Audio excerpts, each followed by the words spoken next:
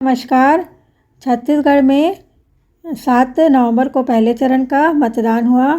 अब 17 नवंबर को दूसरे चरण का मतदान है और रायपुर शहर की 2 विधानसभा महिलाओं के जिम्मे होगी। यहाँ टॉप से लेकर बॉटम तक निर्वाचन का कार्य महिलाओं को सौंपा गया है।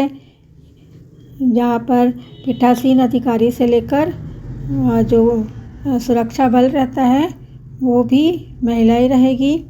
तो हम महिलाओं की ट्रेनिंग चल रही थी, पीठासीन अधिकारी और हमारी पूरी टीम के साथ ट्रेनिंग थी। वहाँ पर ट्रेनिंग को देखने के लिए विधानसभा की मुख्य ऑब्जर्वर महिला IAS अधिकारी विमला आर देखने के लिए आई थी और उन्होंने क्या किया, वहाँ पर क्या बात की, वो उसका वीडियो क्लिप डाली हूँ।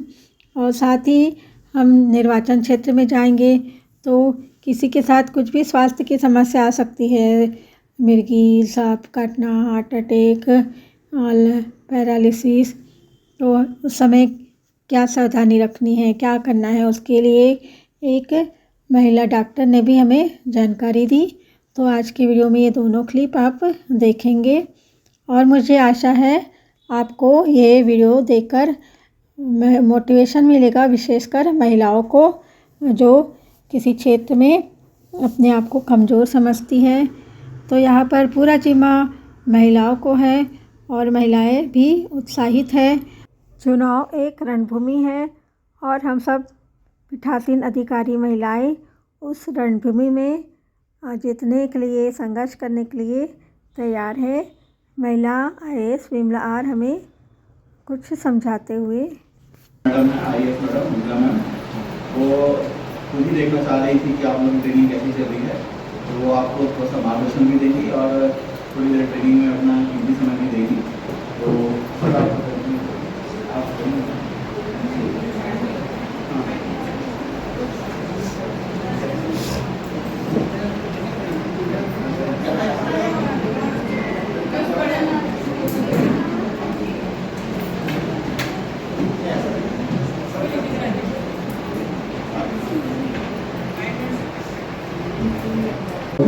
हम आपके द्वारा मार्गदर्शन प्राप्त करेंगे। आइए।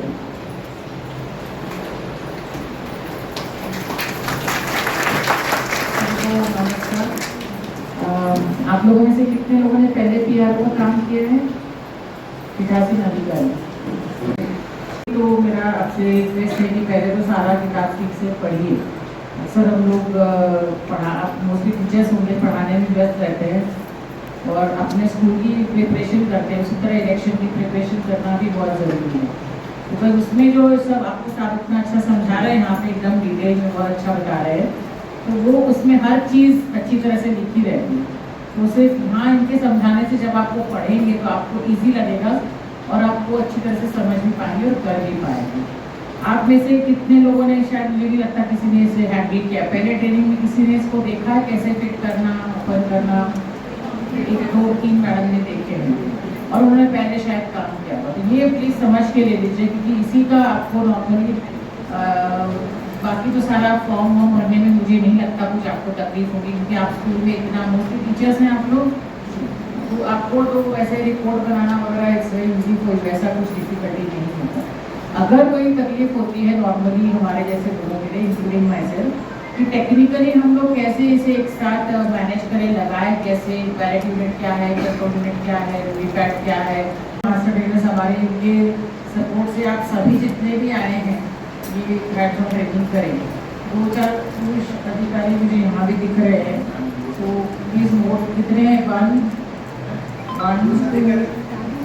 पुरुष 1 2 3 4, क्योंकि हमारा जो है कॉन्स्टिट्यूंसी है फुली महिलाओं का कॉन्स्टिट्यूंसी है, तो एक कॉन्स्टिट्यूंसी है, बूथ नहीं है, इसीलिए यहाँ पे कोई पुरुष होना नहीं चाहिए। आप ट्रेनिंग बेशक ले लीजिए, किसी और कहीं जाना आपके लिए शायद मुश्किल हो जाए तो ट्रेनिंग आप नहीं ले लीजिए, पर आपको आपके में मतलब कहीं चेंज होगा, RO साहब भी आ गए हैं तो वो चेंज करवा देंगे। So I think that should be good. यही मेरा आपसे कहना है कि जो भी यहाँ पे बता रहे हैं तो पहले घर जाके पढ़िए, आपको समय काफ़ी है, 17 को है, आज तो सिर्फ 8 तारीख है, तो आपको 7-8 दिन मिलते, जब भी आप चाहे तो हमारे आर के ऑफिस में भी ये मशीन रखा रहता है ना, आर सब प्रैक्टिस करने के लिए आपके ऑफिस में भी रखा रहता है। जिला पंचायत में है, रेड क्रॉस में है। अगर जहाँ समय नहीं मिला तो आप जहाँ भी आपसे संभव हो, पर आपको ये 2-3 बार फिट करके निकाल के ट्राई करना। ऑफकोर्स पहले दिन भी आप कर सकते हैं पोलिंग स्टेशन में, पर वहाँ पे कुछ गड़बड़ हो जाए तो आपको ही कॉन्फिडेंस की बात होती है। और शायद सभी लोग रात को रहेंगे पोलिंग स्टेशन में, रहेंगे नहीं रहना चाहते, वो आरोप साहब से बात कीजिए। और मैं इस पर ज़्यादा कुछ टिप्पणी करूँगी नहीं। एक्सपेक्टेड यही होता है कि हम लोग पोलिंग स्टेशन में रहें, और जो भी अगर आपको इंस्ट्रक्शन के आरोप आप कर लीजिए। तो टाइम पे स्टार्ट होना होता है, इसलिए अक्सर लोग जब घर में रहते हैं तो कभी घर में सास की तबीयत ठीक नहीं है, मदर को कुछ प्रॉब्लम है, खुद को कुछ प्रॉब्लम है, बच्चा रो रहा है, छोड़ने रहा है, अलग अलग प्रॉब्लम से भी निकलने में समय लगता है। इसलिए अगर आप गलती से शायद पास में रह रहे हो, आपको आगे में सुविधा दी है रहने की, तो 6:30 को मॉक पोल है। मतलब आपको कितने बजे वहाँ रहना है? 6 बजे, 8 बजे, 5:30 बजे, 6:15 बजे, 5, 5:15, 5:30, 6, 6:15 इसलिए टाइम मिल गया। इसलिए हम लोग कहते हैं कि रात को वहीं रहो, क्योंकि शुरू तो होना है 6:30 को। तो आप 6:15 को पहुँचेंगी तो खुद ही आपको इतना ऑलरेडी गड़बड़ी रहेगी मन में, लेट हो गई क्या, 15 मिनट में शुरू होना है, खुद को सेटल करना है। और रास्ते में फिर कुछ पति के साथ नोक-झोंक हो गई, कुछ और हो गया, माइंड अनस्टेबल है, ऐसा होता है। हम लोग भी, हमारे लाइफ में क्या ऐसा होता नहीं, हमारे भी लाइफ में होता है। तो इसका असर इलेक्शन प्रोसेस में होना नहीं है, इसलिए आपको रहने की व्यवस्था मोरलेस ठीक ठाक ही है। मैंने 4-5 जगह देखी है, तो मेरा तो सजेशन आपको रहेगा कि रहिए वहाँ पर। ये भी एक्सपीरियंस होता है, और ना हो तो अगर जो भी आपको इंस्ट्रक्शंस मिले 5 o'clock को तो सब कुछ पहुँचना रहना है।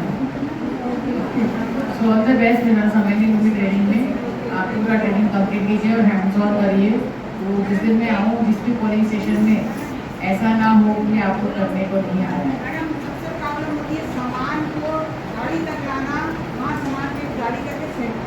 बहुत ज़्यादा सामान में अपना खुद का सामान रहता है, ये सामान रहता है, जहाँ 2 कलेक्ट्रेट हो गए 2 पिछले समय मैंने लगा था पिछला दिन बहुत 1.5-2 किलोमीटर जाम था यहाँ से बाहर, वहाँ से पूरा सामान पकड़ के गए। अपना भी सामान रहता है, इधर ये पूरा सामान रहता है, तो उसकी व्यवस्था थोड़ी सी बहुत सब महिलाओं की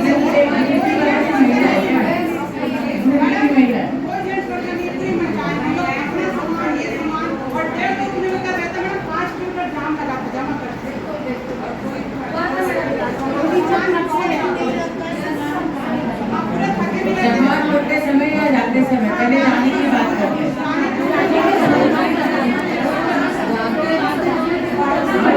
रिक्वेस्ट है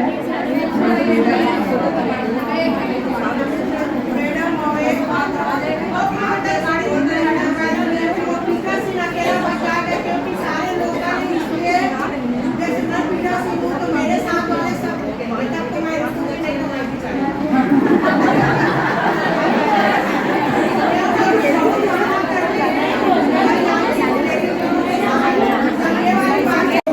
मैडम नाम क्या है?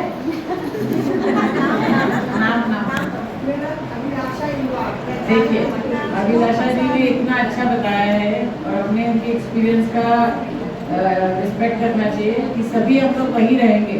उन्होंने अपनी इच्छा प्रकट की कि वो वहाँ रह रही है।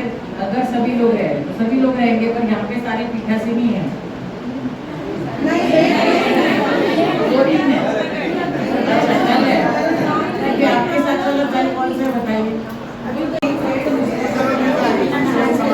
महीना कम है जेंट्स में, ऐसे मत कोई बात नहीं। अभी इस बार थोड़ा सा ऐसा है कि हमारे लिए सामान उठाने के लिए जेंट्स नहीं है, तो ये ध्यान में रखा जाएगा कि बात इस बार तो आप ही को उठाना है, आपको करवाना भी है और आपको रहना भी है साथ में, राइट? तो जो भी बेस्ट अवेलेबल फैसिलिटीज हम करवाएंगे। तो आप सभी को शुभेच्छा। गवर्नमेंट में कई बार थोड़ा सा डिस्कम्फर्ट में काम करना पड़ता है, पर एंड रिजल्ट अच्छा निकलता है। तो आई होप ये भी एंड रिजल्ट अच्छा निकलेगा।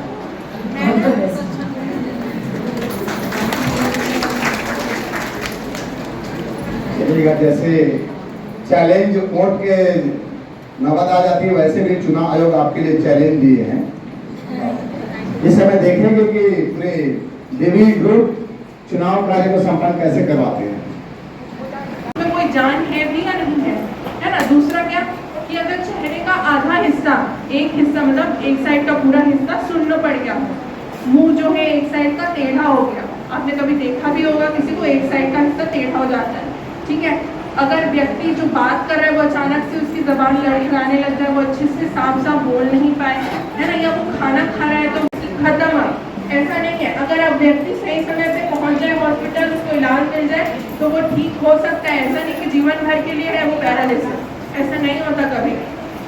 तो ऐसे केस में जो व्यक्ति है उसको सही समय पे हॉस्पिटल पहुंचाना है। आपको फोन करिए इमरजेंसी नंबर पे, फिर लास्ट में आपको एक नंबर दूंगी, है ना, जो मतलब अभी हमने जो ये इमरजेंसी डिपार्टमेंट बनाया है उसकी तरफ से जारी किया गया है। पर उसके पहले मैं आपको 2-3 कंडीशन और बताना चाहूँगी। तो तीसरी कंडीशन है कि अगर किसी को मिर्गी का झटका है, मिर्गी का झटका मतलब कैसा कि अचानक से हाथ पैर, कभी आपने शायद मूवी वगैरह कहीं देखा भी होगा, अचानक से ऐसे हाथ पैर हिलने लग जाते हैं, है ना, व्यक्ति बेहोश हो जाता है। तो अगर किसी को मिर्गी का झटका आता है तो सबसे पहले आपको क्या करना है कि उसको किसी अच्छी सेफ जगह पे ले जाए। सेफ जगह मतलब क्या कि जो जगह खुली हो, है ना, खुली हो, इसका मतलब ये कि आसपास कुछ ऐसे लाइट या कुछ लाइट का तार और ऐसा कुछ ना है, ठीक है, ऐसी जगह। तो दूसरा क्या करना है, उसको बायां करवट लेटाना है। क्यों लेटाना है? क्योंकि जब व्यक्ति को झटका आता है ना मिर्गी का, तो जीभ जो है ना पीछे की ओर गिर जाती है। तो ऐसी स्थिति में क्या होता है कि जो सांस नली है ना वो बंद पड़ जाती है, और सांस नली बंद पड़ जाती है तो वो सांस नहीं ले पाता। अगर सांप किसी को काटा है तो बिल्कुल घबराने की जरूरत नहीं है, क्योंकि सारे सांप जहरीले नहीं होते, ठीक है।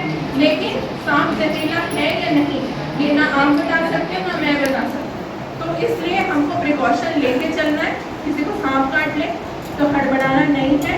आप इमरजेंसी नंबर कोई भी आसपास के सरकारी अस्पताल, कोई छोटा से छोटा, अगर मान लीजिए CHC, सामुदायिक स्वास्थ्य केंद्र या प्राथमिक स्वास्थ्य केंद्र है, तो आप वहाँ भी ले जा सकते हैं, क्योंकि सांप के काटने के लिए जहर का जो तोड़ है वो आपको यहाँ पे भी मिल जाएगा, छोटे अस्पतालों में भी मिल जाता है ना। तो आप सही समय पे पहुँच जाइए, आपको मिल जाएगा इलाज। ऐसा नहीं है कि सांप काट लिया तो बस खत्म, ऐसा नहीं होता, ठीक है। आपको कभी भी सांप काटे तो सबसे पहले क्या करना है, जिस हिस्से में सांप ने काटा है उसको ज़्यादा मूव नहीं करना, ज़्यादा नहीं हिलाना, है ना। कभी भी टाइट पट्टी या कुछ भी ऐसे कपड़ा नहीं बांधना है, क्योंकि ब्लड सर्कुलेशन एकदम रुक जाएगा। जो हिस्सा जिस पे सांप ने काटा है पूरा जहर सिर्फ वहीं रह जाएगा और वो हिस्सा पूरा काला पड़ जाएगा, काटने की भी जरूरत पड़ सकती है। तो कभी भी टाइट पट्टी नहीं बांधना है। अगर आपको लग रहा है कि नहीं काट दिया, क्या करूँ, कुछ करना है, ज़्यादा से ज़्यादा साफ पानी से बस उसको धो दीजिए, जहाँ पे काटा है साफ पानी से बस धो दीजिए। व्यक्ति को शांत रखे, बोलिए नहीं तुम आराम से बैठो, गहरी गहरी सांस लो, हड़बड़ाना नहीं है, डरना नहीं है, है ना, बस इतना ही काउंसिल करना है और तुरंत उसको हॉस्पिटल लेके जाना है। क्योंकि अब हमारे पास कार्ड मतलब तोड़ जो दवाई है, एंटी स्नेक वेनम बोलते हैं, वो हमारे पास है, इंजेक्शन लगाएंगे इंसान ठीक हो जाएगा। तो ऐसा नहीं है कि अब सांप काटना बहुत ऐसे कि ठीक ही नहीं होगा, कुछ हो गया, ऐसा नहीं होगा, है ना। पांचवा चीज जो है रेबीज। अगर किसी कुत्ते ने काट लिया, है ना, तो उस केस में क्या करेंगे? अगर कुत्ता आपको मतलब किसी भी व्यक्ति को काट रहा है, अगर खरोच भी आई है ना, काटा नहीं है, सिर्फ पंजा मारा है, खरोच आई है, अगर थोड़ा भी खून आया है, तो इस केस में छोटी सी भी खरोच और खून आया है तो आपको इंजेक्शन लगवाना ही है। बिल्कुल लापरवाही नहीं इसमें। आपने शायद अभी न्यूज़ में पढ़ा भी होगा कि एक बच्चा जो है अपने घर पे अपने माता पिता को नहीं बताया, उसकी मृत्यु हो गई, क्योंकि एक बार रेबीज हो गया, इस तोड़ हमारे पास है तो रिस्क क्यों ले, है ना। तो आप जाइए, आप तुरंत रेबीज का टीका लगवाइए कायदे से। तो जब काटा है कुत्ता तो जितना जल्दी हो सके लगवाना चाहिए। अगर किसी केस में ऐसा होता है कि आज नहीं लगवा, मान लीजिए किसी को आज खरोच पड़ गई, आज हम काट लिया दूसरे ने, आज नहीं लगवा पा रहे, तो कोई बात नहीं, आप 1 दिन बाद जाके या कम से कम 2 दिन बाद जाके भी लगा सकते। लेकिन ऐसा नहीं बहुत दिन तक वेट करें कि नहीं कुत्ता मरेगा उसके बाद जाएंगे, ऐसा बोलते थे ना पहले कि कुत्ता मर गया मतलब उसको रेबीज, तो ऐसा नहीं करना, ठीक है। अगर कुत्ते ने काटा है तो आप 1-8 दिन का डिले ले सकते हैं कि मान लीजिए आप किसी कारण से नहीं जा पाए, वरना आपको रेबीज का इंजेक्शन लगवाना ही है।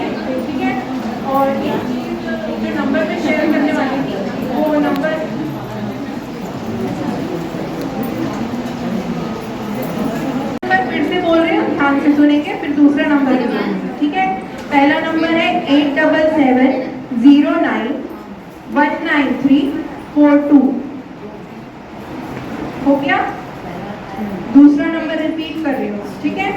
9522911044, ठीक है? ये जो है ये कोऑर्डिनेटर है पूरे जो हमारा डिस्ट्रिक्ट है उसके लिए कोऑर्डिनेट करेंगे। अगर किसी भी व्यक्ति को ड्यूटी के दौरान एकदम किसी सीवियर मेडिकल इमरजेंसी की जरूरत पड़ती है या किसी भी हार्ट अटैक या कुछ भी इस प्रकार की अप्रिय घटना होती है, उस केस में आप इनको कांटेक्ट करेंगे, इनको इन्फॉर्म करेंगे। तो हमने 3 हॉस्पिटल जो है रामकृष्ण, MMI, नारायणा और बालाजी, यहाँ 4 हॉस्पिटल में इलाज की सुविधा उपलब्ध कराई है।